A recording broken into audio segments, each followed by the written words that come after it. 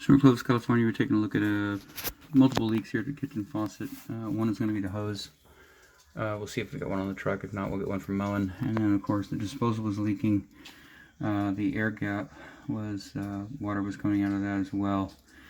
We took the basket strainer off because, as you can see, it's soaked all around the perimeter where the putty is supposed to be sealing. And so it just didn't get tightened down enough. And instead of disassembling everything and leaving this, you can see where the water damage has taken place.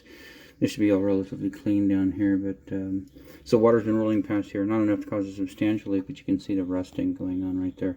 So we're gonna put new putty in, reset the flange, reset the disposal, get a new hose over to the air gap. The plug in the disposal was not knocked out, so we knocked the plug out. We'll get that reinstalled, and then we'll go from there and see if we can find any more leaks. We're in Clovis, California. We just finished installing a new hose here on the faucet. It had burst, and so we've got a number for that part, but I don't see the packaging. But anyway, so that's the hose sitting in the sink. It's got a new hose. It was burst, and it was leaking right there. So it's straight out of Moen, so we get them. The 177-906. So brand new hose in there, and that's good. Tighten up the air gap. Also replaced the existing hose that was there. It's this clear hose with 7/8 inside diameter, and garbage disposal requires 7/8, so we use the 7/8 hose. We buy that in bulk over at Ferguson, so that's brand new going to disposal.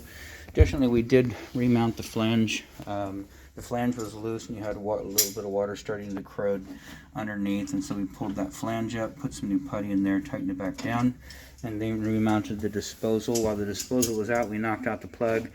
So anytime you change the disposal, some of them have just a removable plug, some have a hard plastic plug, and so right up in there where the hose hooks up, there's a plug back in there. So we knocked that out, so now it should drain correctly. We did replace this piece of tube right here.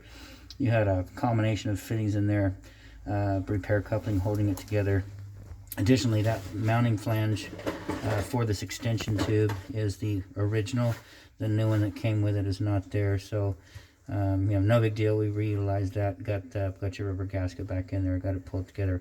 Run a lot of water down here. You do want to monitor this for any further leaking. We got some damage in here, so once you get that remediated, you don't have any other issues. So what we've done is we've given you a new nut in the gasket here, a new piece of piping over to your existing gasket, existing flange, existing garbage disposal. We did knock the plug out. We did remount the flange, give you new putty up here. That's your flange, but new putty. That gasket right there, it's just a cardboard gasket on top, and it was pretty saturated, but still in one piece, so it's back in place.